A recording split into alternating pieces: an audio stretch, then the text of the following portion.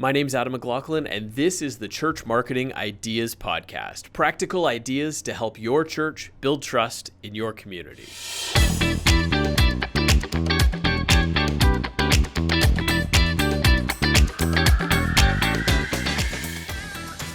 Welcome to the Church Marketing Ideas Podcast. Practical ideas to help your church build trust in your community. This is episode 21, so you can track down all of the show notes of my conversation with Tom Pounder at churchmarketingideas.com/021. churchmarketingideas.com/021. I'm looking forward to my conversation today with Tom Pounder because he's written an ebook about Twitter. Now, some people think that Twitter's gone and on decline, but Tom makes a pretty compelling argument that you can still use Twitter in ways that will resonate at your church and in your community.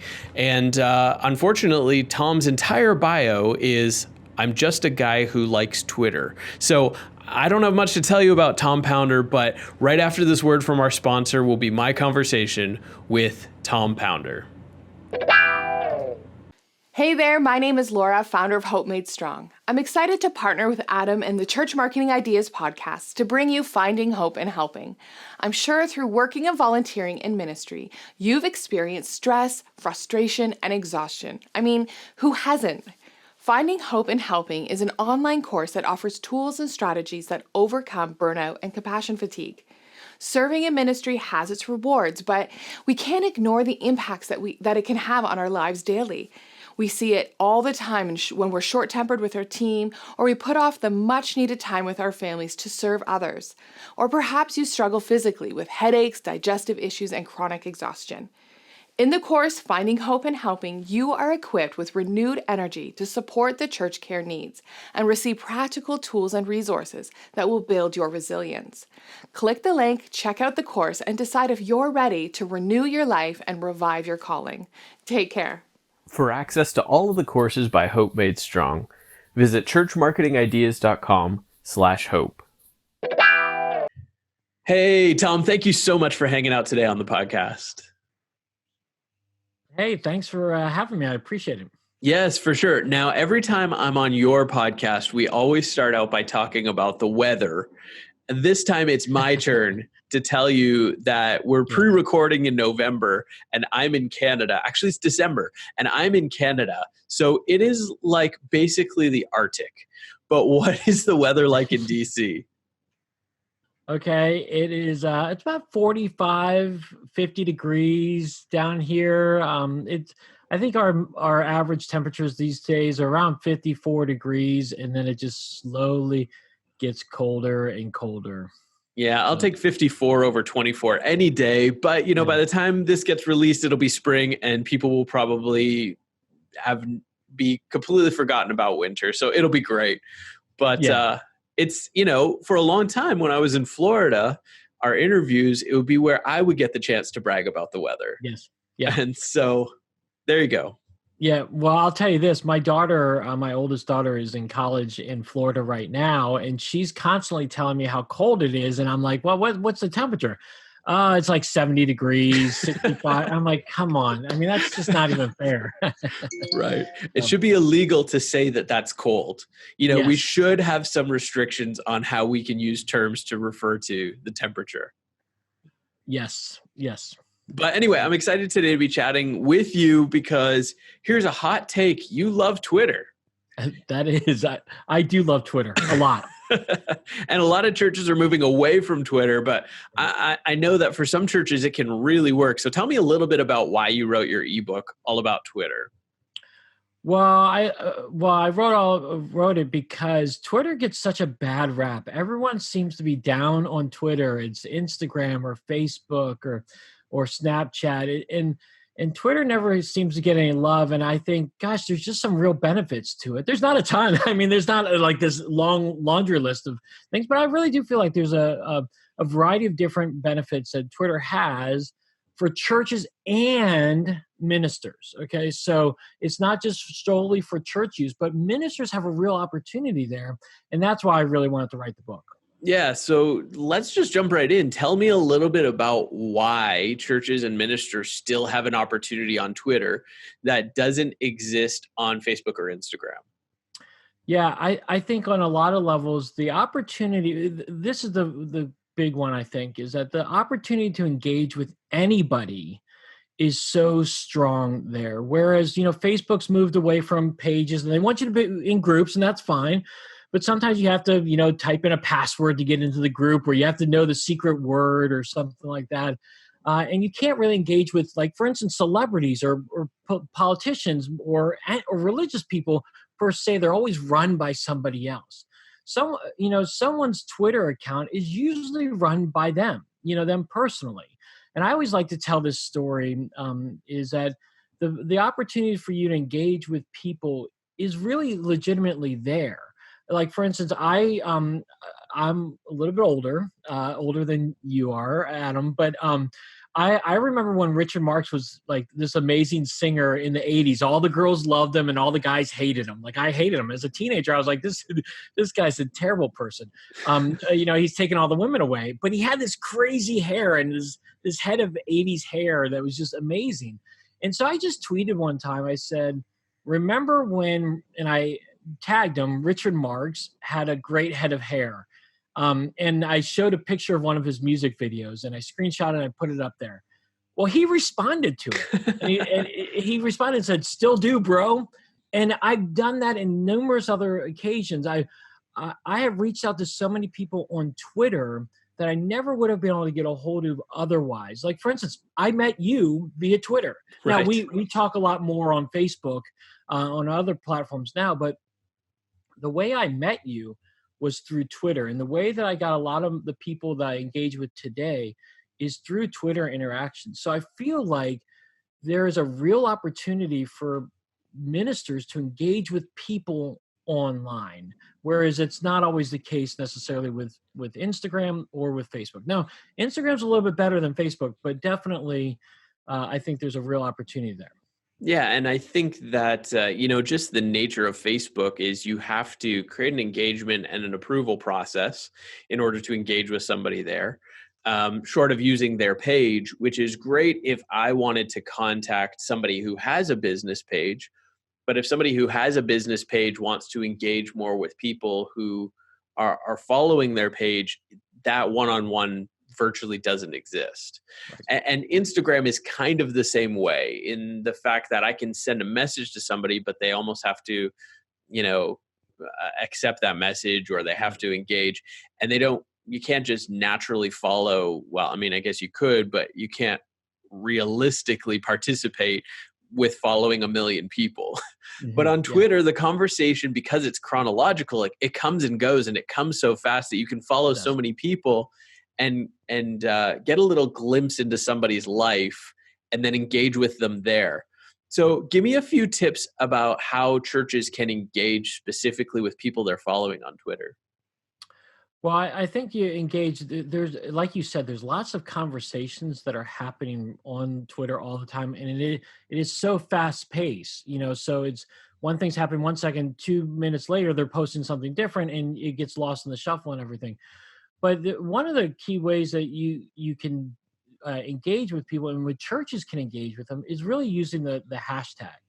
Hashtags are not really relevant, I don't believe, in Facebook. They are very relevant in Instagram, but where uh, Twitter offers that benefit is that the fact that you can use that hashtag and then talk and be a part of any conversation regarding that hashtag is really important.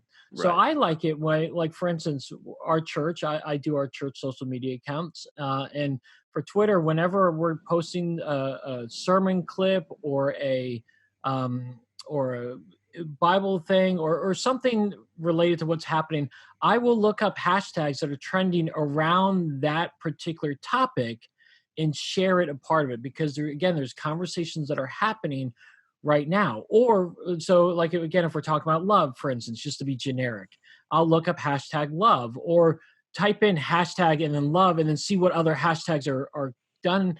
And then Twitter will tell you underneath it if it's trending or not. And so if it's trending, you want to try to link up with that hashtag so that people will see what you're contributing to the conversation and how you're contributing to it. And the thing I like about this is that when you are sharing a hashtag or when you're looking for it, you can really talk to different people. And again, it's not even you just sharing your hashtag, your thing, and then your hashtag. You just look up someone's hashtag, and then if someone's saying, "Gosh, I need prayer," like for instance, if you're looking up prayer, hashtag prayer, and someone will say, "I need prayer for this," and they'll hashtag prayer.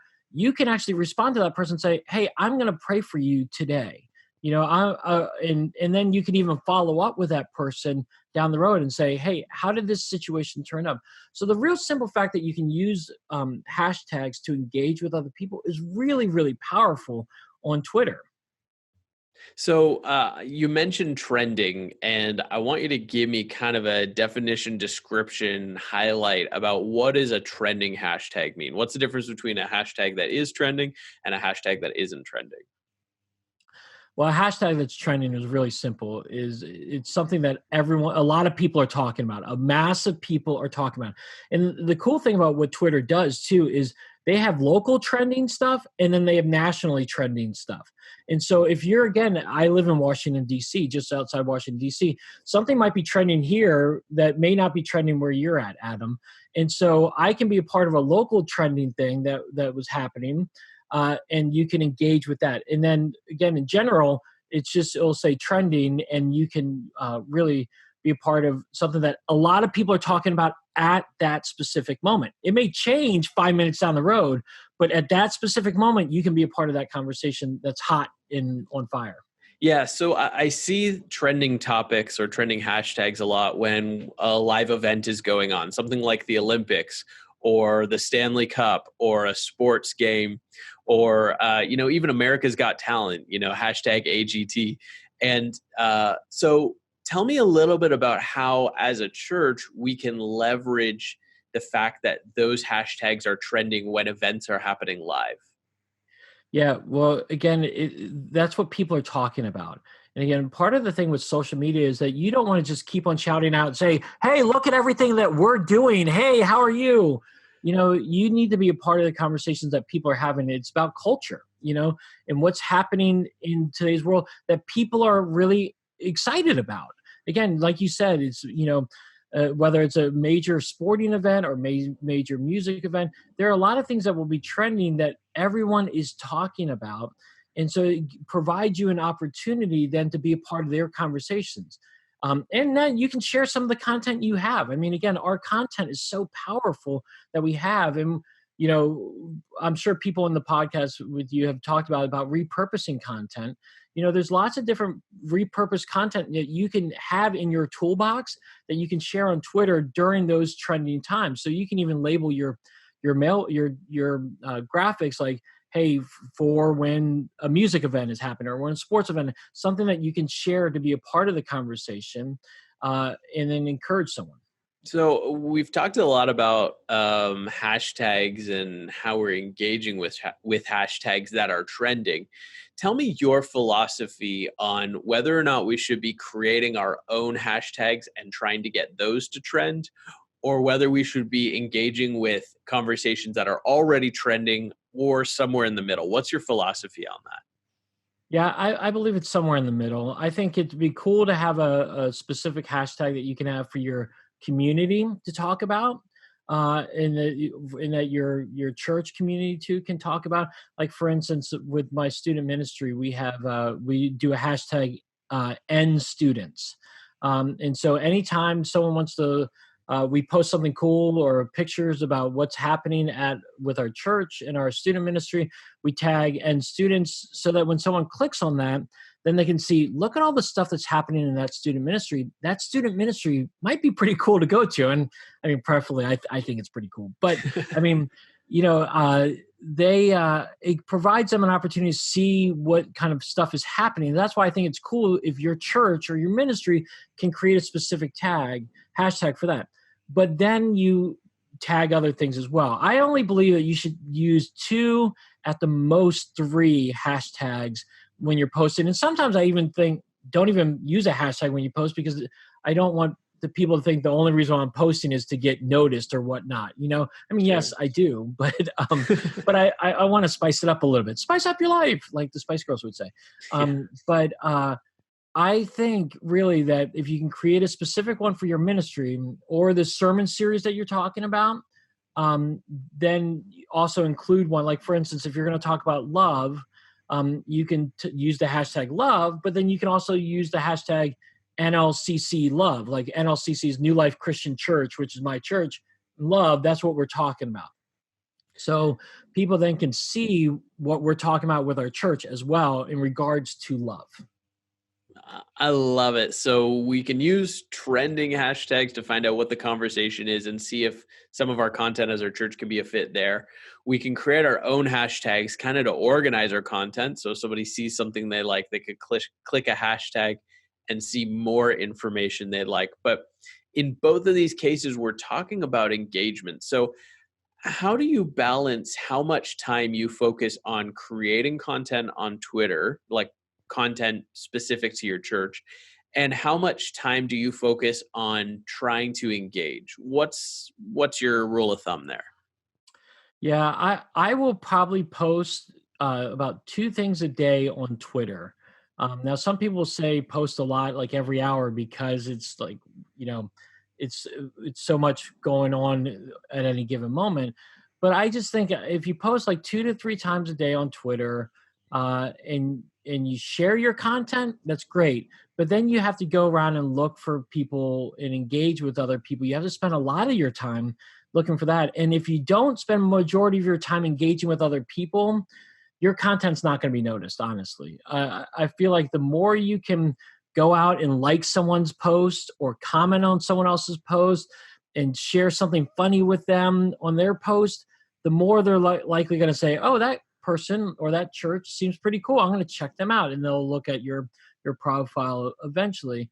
But I think you have to spend majority of your time trying to engage with other people rather than posting your own stuff. Now, I will also say this, the one thing I like about doing is I do like sharing uh, other people's content. Now, I do this as a minister myself. I share a lot of other people's content, but as a church too, it's always great if someone locally in your area is sharing something, or maybe they have like a fall fun fest or a spring fling or a summer bash and they're promoting it heavily.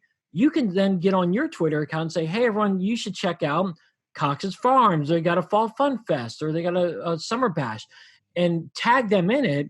And then they're going to also appreciate you sharing their content as well. So I think sharing your content's great, and you should do that. But you also have to share other people's content. And more importantly, you have to really engage with other people to win them over.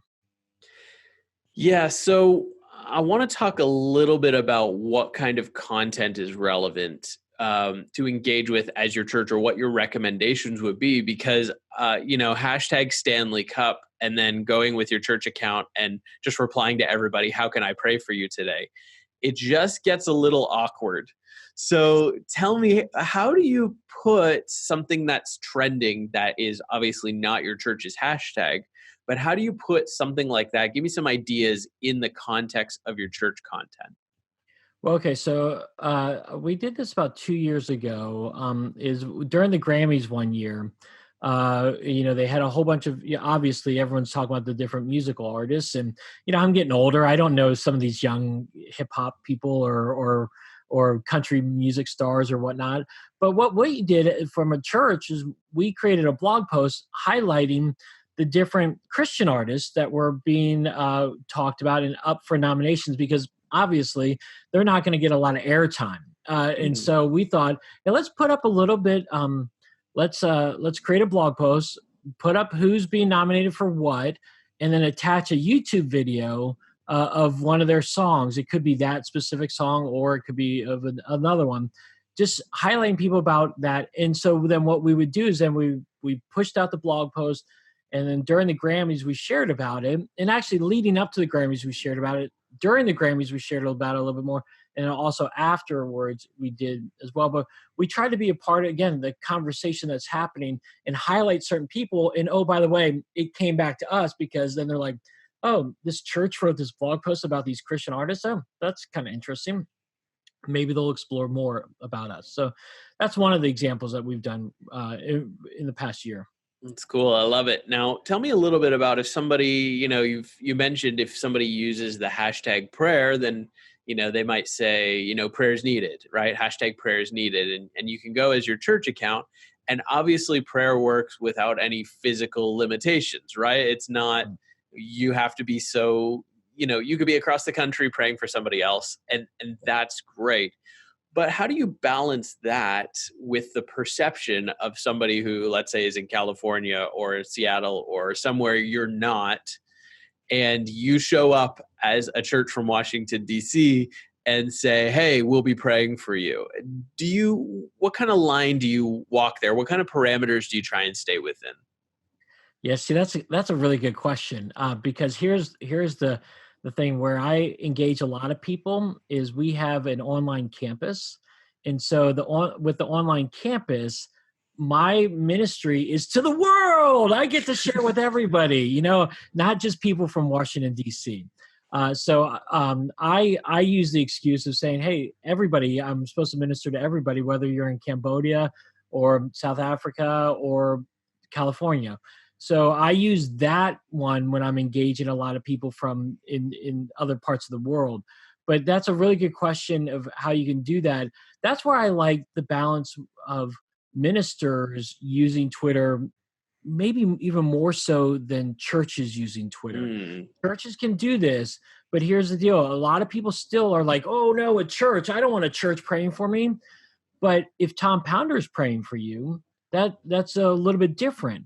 And so that's why I feel like while churches have a huge opportunity, ministers have even a better and bigger opportunity to minister to people and share with them about who Jesus Christ is on their personal Twitter profile. Yeah, I love that. And I think that's an important balance to be had. So at your church, do you help your pastors with content that they can put on their profile? Do you provide them with content? Are you specifically just looking after your church content? What does that balance look like for you at New Life? Yeah, unfortunately, some of our pastors don't have social media anymore. They actually have gotten off of that, and that's a different story for probably a different podcast. But other people, yes, I will throw out things for them, and some of our volunteer teams will also share with them some things that they have, because while we have some that have taken a back seat to social media, like I can't be on there, it's too corrupt, it's too terrible. Some people have really taken a real huge leap into it and said, how can I engage with people and offer hope to them? And so we try to provide assets and resources for them to be able to share.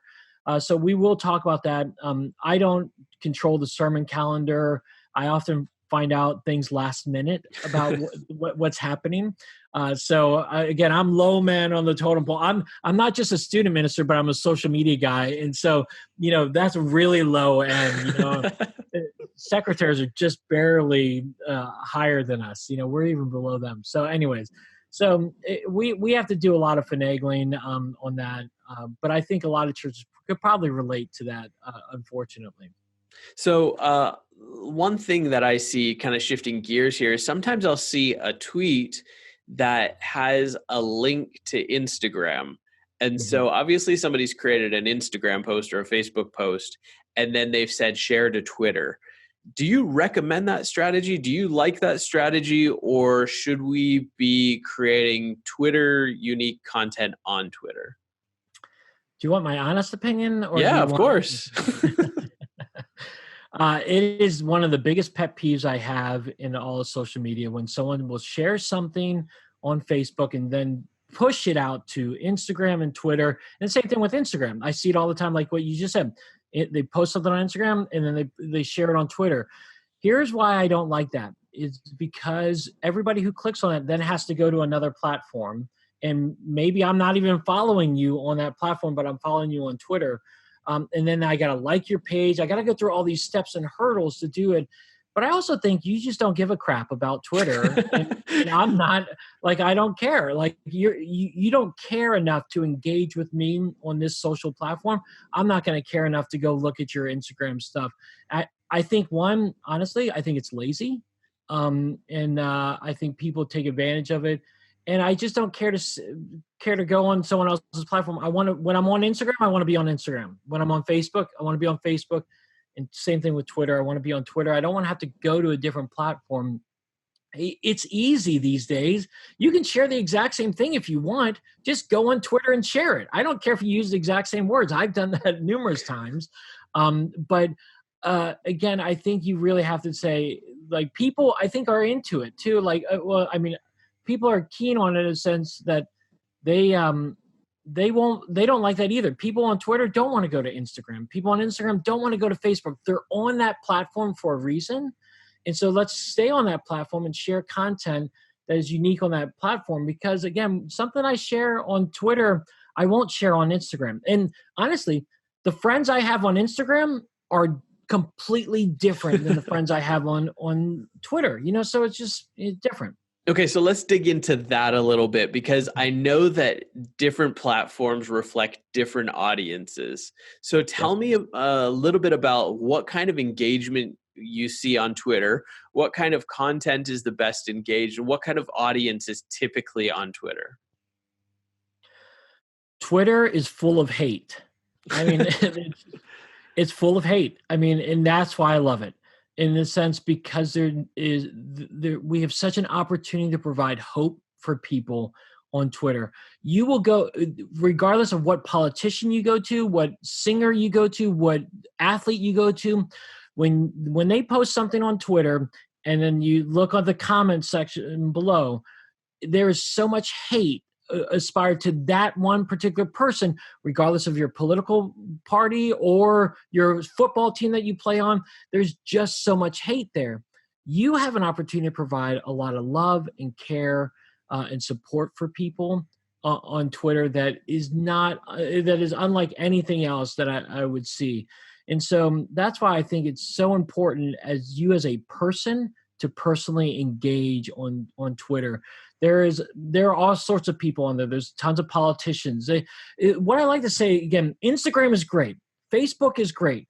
What I love about Twitter is 9 times out of 10, this is my experiences, yours could be completely wrong. Different, I'm sorry, not wrong, but different, is that whenever I see a news agency or a sports agency quote a politician on social media or an athlete on social media, it's usually their Twitter account. It's usually someone's Twitter account that they're posting this thing on. Now they'll go on the Instagram or Facebook too, but it's primarily Twitter, and they're quoting it. Again, look at mean tweets by Jimmy Kimmel. They're people are reading mean tweets all the time. They're talking about this stuff on Twitter. So there's a real opportunity for you to engage with a variety of different people. But I really do think as a person, you have a great opportunity to offer hope to people, because it's just so full of anger and hate on that thing. So I get that we need to connect with people and we need to find ways to break through that anger and that hate. We know that video is the most engaging type of content on any social media platform. Video is just where it's at. Video is the new black. So tell me a little bit about some ideas that you've used to create video and put it on Twitter. And specifically, I want to start with your daylight savings video. That was a couple years ago now, but I still think of it whenever daylight saving time comes up. So tell me a little bit about some ideas of videos that you've posted on Twitter. Well, again, it's a variety of different things. I do believe there are some people that are really doing some great videos on there. And again, the great thing with videos, it's you stop the scroll and you're swimming and you're like, oh wait, someone's talking to me. Like Ben Stapley does this all the time. He's got some great things that he shares from his personal account as ways to encourage people. But again, some things that I always like to do funny things. And from a church perspective, we value fun, and that's one of our things. So we will do funny videos and post things. So we like to do around Christmas time, we'll post funny sing-alongs that will come around and there will be a funny catch to it. And usually I'm the one that's being made fun of because I'm a terrible singer. The daylight savings time, we actually stole that from another group that we saw, but we personalized it and made it of our own. And again, why reinvent the wheel when someone else came up with a great idea and you just have to put it together? In this daylight savings video, I don't know if you can attach it on this Yeah, podcast, we'll put it in the show notes.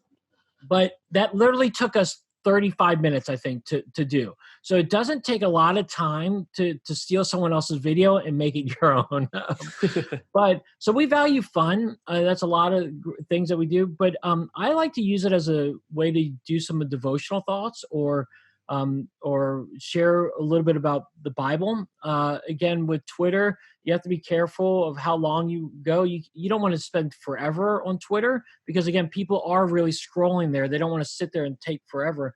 But if you do a minute to 90-second little devotional thought, I found that to be really effective. Dave Adamson does his devotionals as well. He uses YouTube, and he does that.